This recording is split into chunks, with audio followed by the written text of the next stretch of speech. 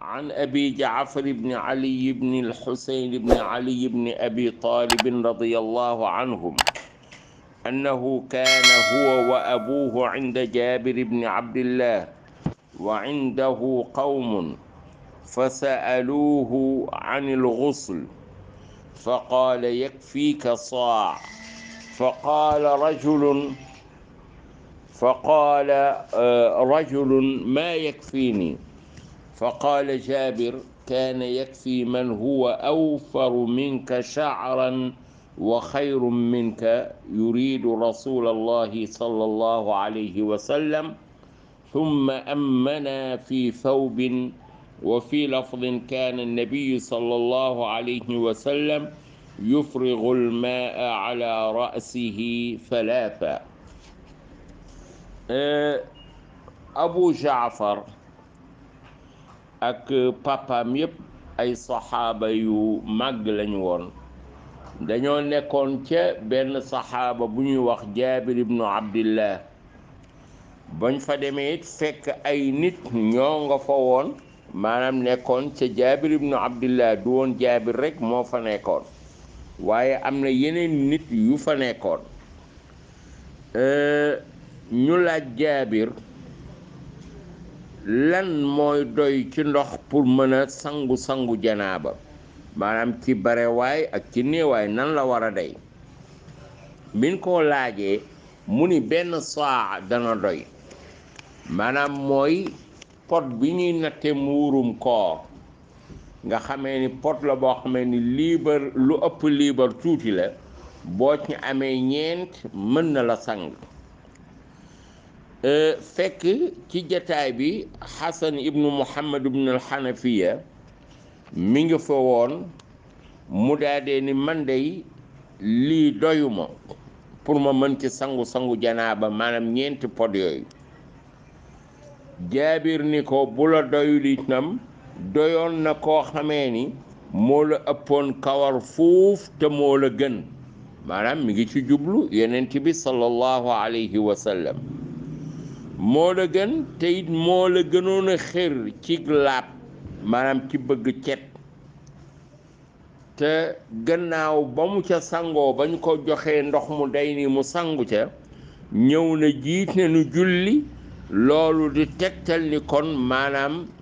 ndox moomu mu sangoo matal na cangaayam ba mu mat sëkk ba tax mu mën a julli ba mën a jiite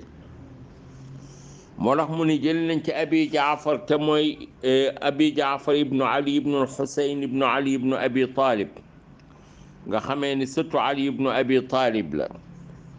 radiyallahu anhum annahu kaana huwa wa abuhu mu ni moom ak papaam nekkoon nañu inda jabir ibni abdillah ca jabir ibnu abdillah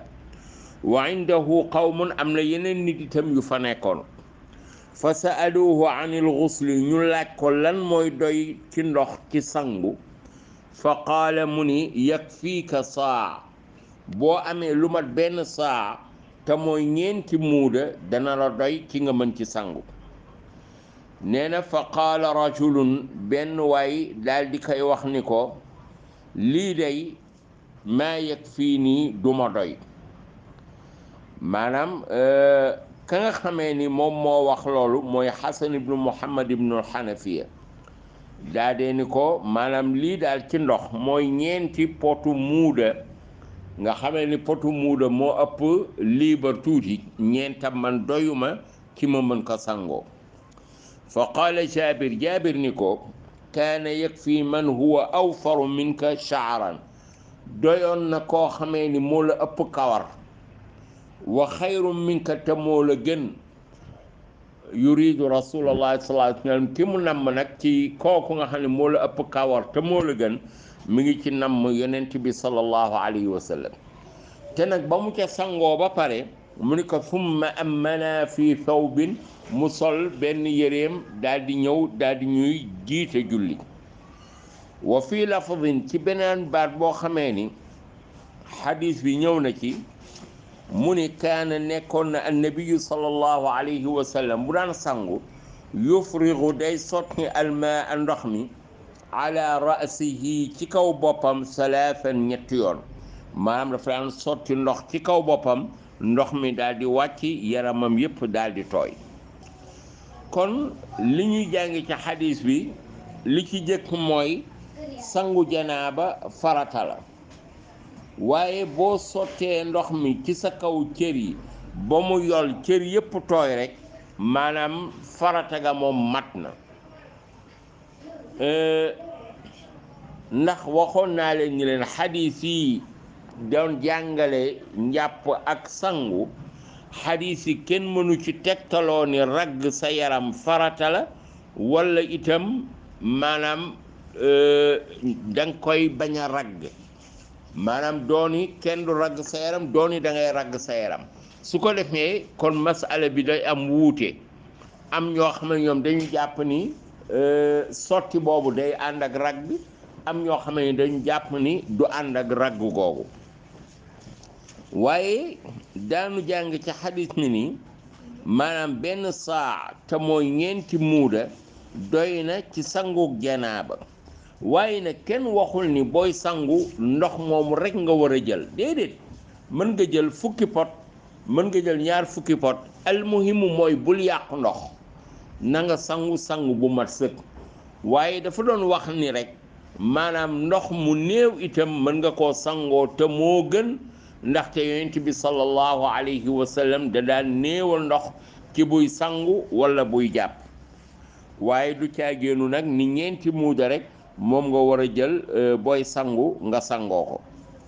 kon nga dégg ni daal sopp nañu maanaam néewal ndox mi nga xamee ni moom ngay jàppe. waaye itam booy wax